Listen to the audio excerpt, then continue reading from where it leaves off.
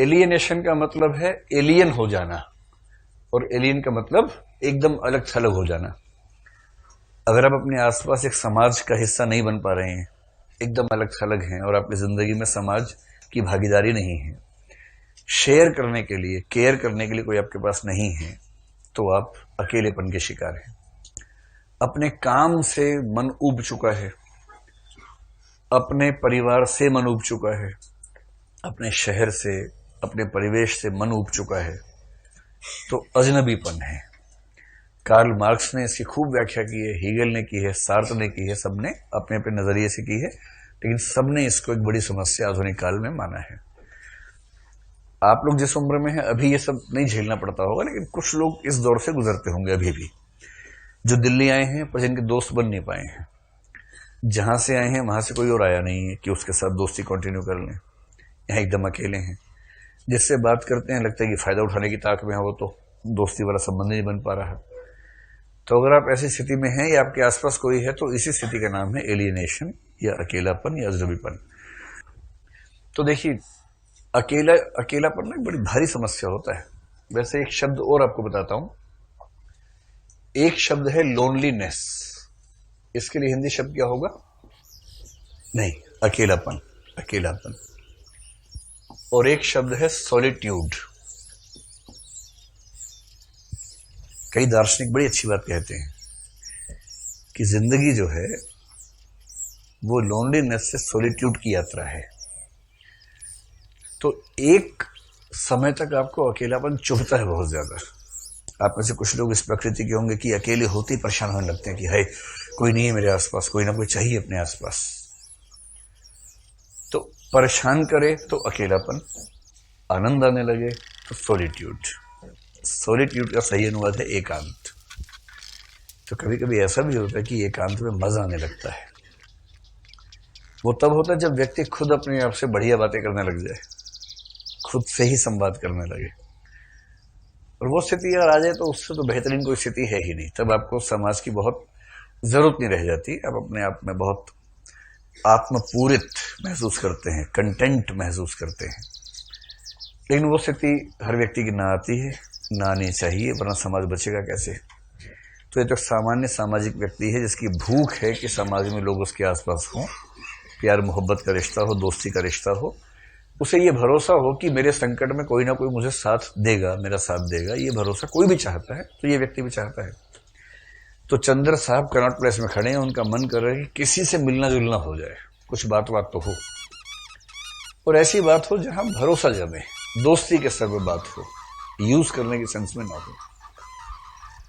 देख देख के थक गए, एक भी व्यक्ति परिचित नहीं है। जैसे मेट्रो में होता होगा आपके साथ, इतनी भीड़ है कि यहां से भी धक्का लग रहा है, वहां से भी धक्का लग रहा है, हर तरफ धक्का लग रहा है, लेकिन किसी को जानते नहीं, सब अनजाने लोग हैं। उसके बाद ढूंढते ढूंढते ढूंढते ढूंढते अचानक एक परिचित व्यक्ति मिला, आनंद नाम का। पर वो आनंद, आपके परिचितों में कुछ ऐसे होंगे जो हमेशा फायदा उठाने की ताक में रहते हैं, जिनको दोस्ती का एक भी उसूल नहीं पता है। वो हमेशा इस ताक में कि आज का जुगाड़ इससे हो जाए, बात का बाद में देखेंगे, छोड़ो भाड़ दे जाए। तो उसने इससे पैसे मांग लिए कि चलो पीने का जुगाड़ करते हैं, चलो चलो पीते हैं। वो उस लेवल का है जो हनी सिंह समझ लीजिए। अभी तो पार्टी शुरू हुई है, 4 बज गए हैं, लेकिन पार्टी अभी बाकी है। बस उधार में मिल जाए, बस 4 वाक समझ लीजिए। 4 वाकों ने बहुत स्पष्ट रूप से कहा है कि उधार लेके जो मिले पी जाओ। ऋणम कृत्वा घृतम पिबेत, भस्मीभूतस्य देहस्य पुनरागमनम कुतः, यावत जीवेत सुखम जीवेत। तो जब तक जियो सुख से जियो, उधार लेके घी पियो। एक बार देह जल जाने के बाद कहां कुछ बचता है? कौन उधार मांगने आएगा उसके बाद? उधार लो, पियो और निपट जाओ, उसके बाद कौन पूछता है? तो आनंद उस प्रकृति का आदमी है, तो इसको उससे ना लगाव महसूस नहीं हो रहा। वो चला गया, जैसे इसने कहा पैसे नहीं हो, भाग गया वहां से किसी और शिकार की तलाश में। फिर थोड़ी देर में एक कॉफी हाउस में बैठे हुए एक आदमी इसको देख के इसको लगा कि ये शब्द जानता है। बड़ा खुश हुआ कि चलो एक आदमी शहर में जानता है मुझे। उससे हल्की फुल्की बात हुई तो उसने अचानक कहा कि आप तो कॉमर्स मिनिस्ट्री में है ना? अब इसको धक से रह गया, क्योंकि ये कभी कॉमर्स मिनिस्टर में रहा नहीं है। तो पता लगा जहां परिचय की गंध आ रही थी वो मतलब गलत फहमी थी। तब उसका दिल फिर टूट जाता है, सोचता है कि मैं क्या करूं, इतना अकेला हूं। तो सोचता है कि चलो अपनी पुरानी प्रेमिका से मिल के आता हूं, इंदिरा से। इंदिरा चाहती थी कि शादी कर ले, ये कमबख्त बेरोजगार था और इसने मतलब ये कि नहीं तुम्हारी जिंदगी में क्यों खराब करूं, ये वो ऐसा वैसा। तो अंत में इसने कहा नहीं तुम शादी कहीं कर लो, मैं ऐसे तुम्हारी जिंदगी खराब क्यों करूंगा। तो उसने शादी कर ली। वो क्या करे, लड़कियों पर दबाव ज्यादा रहता है। अब उसका एक पति है, घर है, वहां इसका जाना वैसे भी ठीक बात नहीं है, पर इसको कौन समझाए ये बात। 3 महीने पहले भी गया था। अब धीरे धीरे वो अपने नए घर में रम गई है, नए परिवार में रम गई है, तो स्वाभाविक है कि वो धीरे धीरे भूलने लगी है कि इसके क्या शौक थे, ये कैसा था। कोई भी तो भूल जाएगा, वो भूल गई। अब ये जा रहे रास्ते, बस कंडक्टर को देख के लग रहा है कि ये पहचानते हैं, क्योंकि उसने प्यार से कहा आओ बादशाहो आओ, पंजाबी में बोलते हैं बहुत अच्छे संबोधन के लिए। इसको लगा चलो एक आदमी शहर में जानता है, बस कंडक्टर जानता तो है। लेकिन जैसे टिकट के पैसे की बात है, इसने कहा कि 4 आने लगते हैं, उसने कहा 6 आने से नीचे बातें नहीं करूंगा मैं, और झड़ दिया कस के। उसको लग रहा कि बताओ यार, पैसे के नाम पर सब खत्म हो गया। अच्छा भला एक परिचय निकला था किसी तरह से, वो भी खत्म। फिर अकेलापन। इंदिरा के घर गया, इंदिरा के साथ इसने खूब समय गुजारा। इंदिरा भी दिल्ली आ गई थी, इलाहाबाद से, प्रयागराज से दिल्ली आ गए थे। कहीं योगी जी देखना ले, गोली ना मार दें, एनकाउंटर आजकल चल रहा है, कहीं एनकाउंटर ना हो जाए, क्या भरोसा।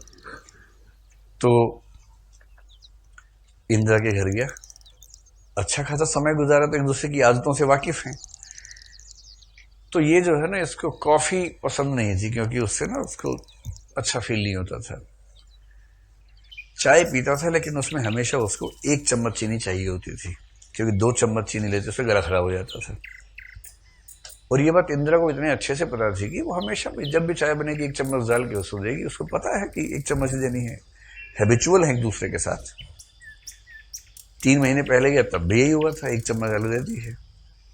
और आज बात चल रही है, वो थोड़ा ठंडे तरीके से पूछ रही है क्या ठीक हो, क्या हुआ, ये वो, क्योंकि वो ये भी नहीं चाहती कि इसको लगे कि मैं महत्व नहीं देती हूँ, और ये भी समझाना चाहती है कि भैया अब जाओ अपना घर बार संभालो। इसकी भी शादी हो चुकी है, ब्याह हो चुका है इसका भी, उसका भी हो चुका है। लेकिन क्या होता है ना कि जब प्रेम क से किया, विवाह ख से हुआ। उसने प्रेम इससे किया, विवाह कहीं और हुआ। तो दोनों अपने अपना वैवाहिक जीवन जी रहे हैं, खराब भी नहीं है, ठीक चल रहा है। लेकिन वो जो एक उम्र वाली मोहब्बत की याद है, वो तो आती ही होगी। तो अब इंदिरा ने अचानक एक सवाल पूछा, चाय लेके बोली चीनी कितनी दूं। और ये सुनते ही इसका दिमाग झंझना पड़ा और मुंह का स्वाद कड़वा हो गया। इसके बाद क्या बचता है जिंदगी में, बताइए। किसी तरह से वहां से उठा, अपने घर गया। अपने घर भी जाता तो वहां भी आस पड़ोसी लोग घिरे रहते हैं हमेशा। अपने घर में ही बहुत सहज होकर नहीं बात कर पाता है जब तक आस पड़ोसी लोग आसपास ना चले जाएं। फाइनली अपनी पत्नी के पास जाके उसके प्रेम में इसको ये एहसास हुआ कि चलो मुझे कोई तो जानता है। फिर रात को सो गए दोनों, और आधी रात को अचानक ये उठ खड़ा हुआ और पत्नी धड़क के पूछ रहा तुम मुझे पहचानती हो कि नहीं। शायद सपना देखा कि वही अजनबीपन फिर से हो रहा। पत्नी आंख मली कह रही पगला तो नहीं कर, क्या हुआ, कह रहे हैं कुछ नहीं हुआ। तो अकेलापन किस हद तक किसी व्यक्ति को भीतर ही भीतर खा सकता है, ये उसकी कहानी है।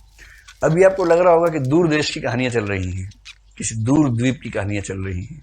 हमारी जिंदगी में ऐसा नहीं होता है।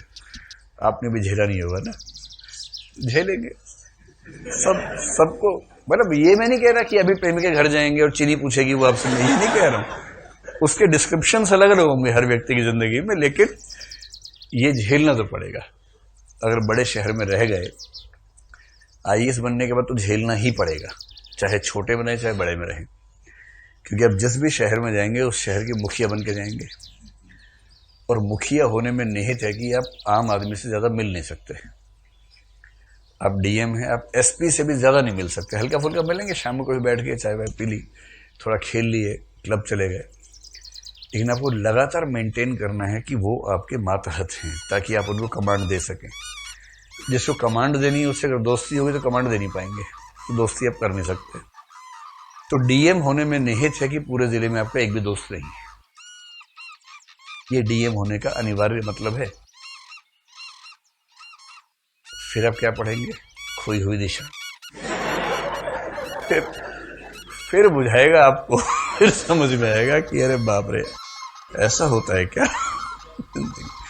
खैर, ऐसा ना हो आपके साथ, लेकिन होता सबके साथ है, तो होगा ही आपके साथ भी।